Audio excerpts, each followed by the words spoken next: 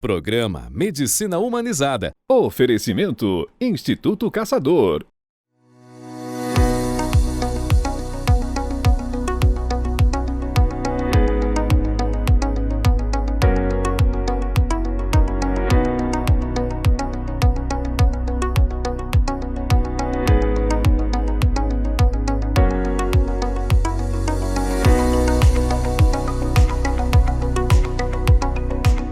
Olá a todos, estamos aqui em mais um programa Medicina Humanizada e hoje o nosso tema são perdas, como lidar com perdas. E para isso eu convidei hoje o psicólogo Gabriel Pirovani. Olá, obrigado pelo convite, Pedro. É um prazer imenso estar aqui com vocês hoje. Espero poder contribuir aí com a discussão e explicar um pouquinho para vocês sobre perdas e como lidar com as perdas. Maravilha, Gabriel. Bom, para começar a nossa entrevista, primeiro fala um pouquinho de como a gente lidar com perdas, que é algo tão comum, acho que praticamente todo mundo, se não passou, vai passar por isso na vida, e é um momento que realmente é muito frágil da pessoa, né? E saber lidar com isso é importante. Certo. Bom, primeira coisa, Pedro, a gente precisa entender um pouquinho do que se tratam as perdas. Né? Quando a gente fala sobre perda, muitas vezes vem na nossa mente a perda de um ente querido, pela morte, né? Mas a perda, ela pode significar várias coisas em vários âmbitos da vida, e isso é muito importante. A gente pode perder um emprego, a gente pode perder um grande amor, a gente pode perder um animalzinho de estimação, algumas pessoas perdem partes do corpo também. Então, assim, as perdas, de maneira geral, elas englobam vários âmbitos da nossa vida. E é isso que é muito importante que a gente entenda, que essas coisas, elas estão todas interligadas, né? Então, assim, a perda não significa necessariamente a morte de uma pessoa, mas a morte de alguma coisa em você. E isso é muito importante para as perdas. E é legal, né, você estar falando isso, porque cada pessoa ela vai dar uma certa prioridade para uma coisa, né? Então, talvez que uma pessoa perder um animalzinho de estimação não seja tão impactante, quanto para outra pessoa isso seja assim, algo realmente devastador, como se fosse perdendo um filho, alguém da família realmente. E entender assim, cada universo, isso também faz parte, né? Para a gente fazer um trabalho e a pessoa ficar bem. Perfeito, exatamente. As perdas, elas são muito particulares, como você aponta muito bem. Então, assim, o que a pessoa vai colocar naquilo que a gente chama de objeto, né? Vamos dizer assim, de uma maneira mais geral, objeto é tudo aquilo que está fora da gente, num linguajar mais psíquico, digamos assim. Então, a perda de um objeto, seja ele de um animal de estimação, como eu apontei, ou mesmo de uma pessoa, enfim, ou até mesmo um objeto físico que tem um valor sentimental importante, para cada pessoa isso vai ter a ver com o investimento de energia, o investimento de tempo, o investimento de emoção, de sentimento que aquela pessoa colocou naquele objeto.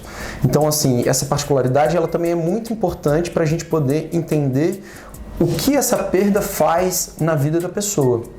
Legal. E assim, agora vamos para a parte mais prática. Vamos lá. Claro. Uma pessoa que perdeu um ente querido ou perdeu a função de alguma coisa, algum objeto que gostava muito.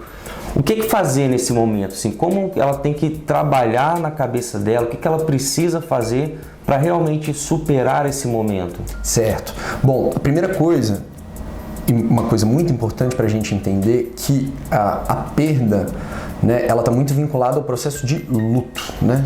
O tão famoso luto. E o luto, ele é um processo que ele não tem um tempo fixo. Isso é extremamente importante, porque muitas vezes as pessoas sofrem porque elas estão demorando muito a passar por esse processo, né, de luto, e às vezes elas ficam desesperadas por conta disso. Bom, por mais que seja um momento de muita dor, e eu compreendo isso muito bem, é importante que vocês não tenham pressa nesse processo. É um processo muito delicado, é um processo muito particular de cada pessoa, como a gente apontou anteriormente.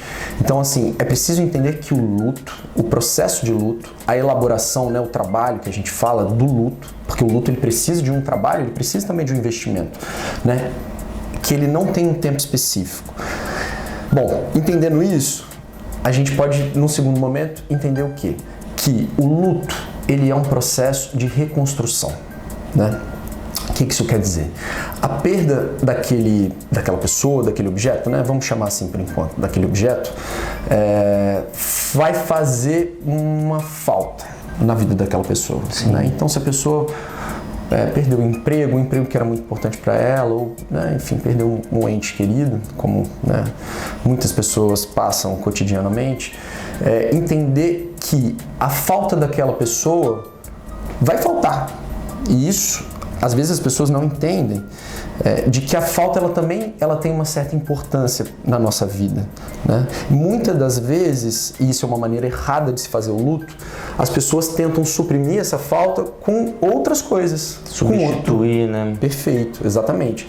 Muitas vezes, né, por exemplo, quando a pessoa está num momento de muita vulnerabilidade, ela vai querer, por exemplo, vamos dizer assim, comprar. As pessoas ficam comprando muito. Perdeu, sei lá, um ente querido. Ela vai lá e começa a comprar, gastar muito dinheiro, ou a pessoa vai lá e bebe muito, vira um alcoólatra, né? Então, assim, essas coisas, elas não são um bom passo, digamos assim, são, né, inclusive uma maneira de defesa da nossa mente, mas é algo que não dá certo, porque nada no mundo vai substituir aquela pessoa, aquele objeto que estava na sua vida. Sim. Né? Então, assim, a gente precisa entender, nesse segundo momento, né, de que não existe outro objeto para se colocar na falta daquele objeto. Então, isso é muito importante também. Como eu disse, por mais delicado que seja, por mais complexo que seja esse momento da perda, a gente precisa, na realidade, se deparar com o luto, se deparar com a perda. A grosso modo, a gente precisa aceitar a perda, né? Por mais doloroso que seja, lembrando que esse é um processo que não tem um tempo específico. Para no terceiro momento, a gente ter a possibilidade de reconstrução, né? Um terceiro momento na maneira de lidar com este luto seria entender que aquilo que saiu, né, aquilo que está faltando, deixou uma marca em nós. Né? Então, quando a gente aceita a perda, entende que aquela pessoa, né, aquele animalzinho, ou enfim, o emprego que a gente teve, né, aquele ente querido que a gente perdeu, ele deixou uma marca na gente. Quando a gente assume essa marca, né, isso é um trabalho de passagem, né? Um percurso, uma elaboração do luto. O luto é isso, ele é um percurso, como tudo na vida. E é importante viver o luto, respeitar as individualidades, então uma pessoa vai precisar de mais tempo, outra de menos tempo. Isso não necessariamente significa que a pessoa está ficando depressiva ou está com depressão. O luto, ele faz parte da perda em si, né? Esse papo tá muito bom e tem muita coisa pra gente falar. Não sai daí, no próximo bloco a gente continua.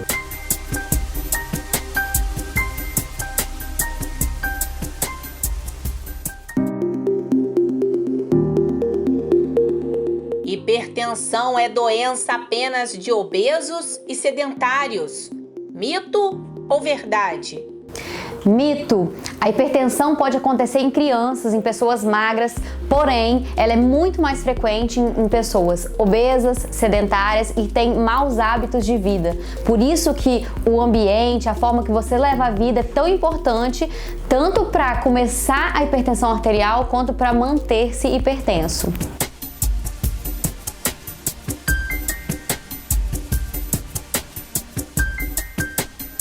Estamos de volta com o programa e hoje está com a gente o psicólogo Gabriel Pirovani, que é mestre em psicologia e em saúde coletiva. No bloco passado, nós estávamos falando sobre as perdas, como lidar com as perdas, o período de luto que varia de uma pessoa para outra, o sentimento que a gente coloca sobre uma coisa, ou sobre uma pessoa, sobre um emprego, depende, isso é muito individual. Então, Gabriel, até uma dificuldade minha mesmo, né? Eu tenho muita dificuldade em como lidar com uma pessoa que está passando perda, o que falar, o que fazer, como que eu posso ajudar uma pessoa que está passando por um momento desse? Perfeito, é uma excelente pergunta pra gente, né? No primeiro momento, é importante que a gente entenda que a gente precisa acolher a dor do outro. A gente precisa acolher e cuidar do sofrimento do outro. Como a gente faz isso? né? A gente precisa se colocar à disposição das outras pessoas, né? Porque se a gente gosta de alguém, a gente precisa, de fato, abraçá-la, acolhê-la, escutá-la principalmente.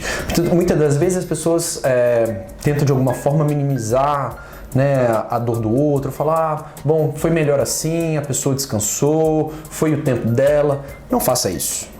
Cada pessoa sabe muito bem o sentimento que ela investiu na relação com o objeto perdido, com a pessoa perdida. Então, assim, é importante que a gente, ao invés de falar, que a gente possa se colocar à disposição. Então, a ideia é que vocês possam dizer, olha, hoje eu tenho 10 minutos, eu dou uma passada na sua casa, mesmo que você não queira falar nada, eu fico à disposição, sou aqui um ombro amigo para você, né? Ou vamos passar uma manhã junto, eu posso passar uma manhã junto com você, eu faço um café para você, eu faço um almoço para você, se você quiser, é claro, nunca coloque como uma obrigação. Sempre deixe a pessoa escolher e a pessoa ficar à vontade. Não é porque a pessoa está deitada, não é porque a pessoa está em silêncio muitas vezes, de que aquilo ali é necessariamente ruim. Como a gente falou, né, Pedro, no primeiro bloco, cada pessoa tem um tempo próprio, um tempo particular da perda dela, né? Isso é muito interessante, né? Porque aí começa a fazer sentido a questão da gente, às vezes, querer falar demais, acaba falando coisa que não deve, né? Certo. Então, a gente, às vezes, eu já vi isso acontecendo, de você, na intenção de ajudar, acaba diminuindo o sofrimento da pessoa, falando, deixa disso, isso é besteira, vamos sair, vamos fazer alguma coisa. E, às vezes, para a pessoa, aquilo foi uma perda terrível, né? E fazendo isso a gente acaba atrapalhando, deixa a pessoa frustrada, com raiva de você, né? Então, saber o que falar, muitas vezes é melhor falar menos, só se colocar à disposição, é isso mesmo, né? Perfeito, perfeito. Porque nesse caso, assim, é muito importante que a gente entenda o seguinte, quando a gente fala do outro, muitas vezes a gente está falando da gente, né? Então, se eu falo alguma coisa com você, eu estou falando mais de mim do que de você necessariamente. Então, é muito importante que antes da gente poder falar o que a pessoa pode fazer, a gente precisa escutar o que a pessoa quer fazer. Isso é muito importante. Legal, interessante demais. E assim, a gente está falando até agora de um luto que todo mundo precisa passar, que todo mundo é importante, né, respeitar o tempo, mas chega um certo momento, um limite, que isso passa a ser um problema. Claro. Né? É claro que isso não precisa virar um problema para procurar um psicólogo, para procurar a ajuda de um profissional, mas o que um psicólogo pode fazer para ajudar essas pessoas, para não deixar virar um problema? Perfeito, é uma excelente pergunta, né? Isso tem a ver com aquilo que eu falei anteriormente, né? Um trabalho de luto, ele é um trabalho de elaboração, né? No caso de um atendimento psicológico, é muito importante que a gente dê a palavra à pessoa e, claro, com o nosso saber, a gente guie a pessoa no tratamento para que ela consiga falar, para que ela consiga se conscientizar, para que ela consiga, de alguma forma, poder encaminhar, né, como eu havia falado anteriormente, reconstruir, e aí o trabalho de um profissional é muito importante nesse momento também, se possível, né, para que ela consiga dar um novo sentido à vida dela sem aquela pessoa amada, sem aquele trabalho, sem aquele animalzinho de estimação, enfim, para que ela consiga, a partir daquele momento, dar seguimento à vida dela. Maravilha. Bom, o programa de hoje está maravilhoso. Eu queria imensamente agradecer a presença do Gabriel Pirovani, tá? Que é o psicólogo aqui do Instituto de Medicina Humanizada, o Instituto Casador, né? Ele trabalha aqui com a gente, está aqui atendendo à sua disposição. Então, Gabriel, mais uma vez, muito obrigado pela sua presença. Pedro, eu que agradeço. Agradeço o convite da gente estar podendo conversar um pouquinho hoje. Fico à disposição para qualquer outra conversa e fico à disposição também dos nossos telespectadores, caso eles queiram nos procurar, né? Para algum bate-papo, para algum acolhimento, para algum cuidado, eu fico à disposição de vocês, tá bem? Maravilha. Obrigado vocês pela companhia de hoje, porque o programa Medicina Humanizada, a medicina que entende você, também quer ser a medicina que você entende.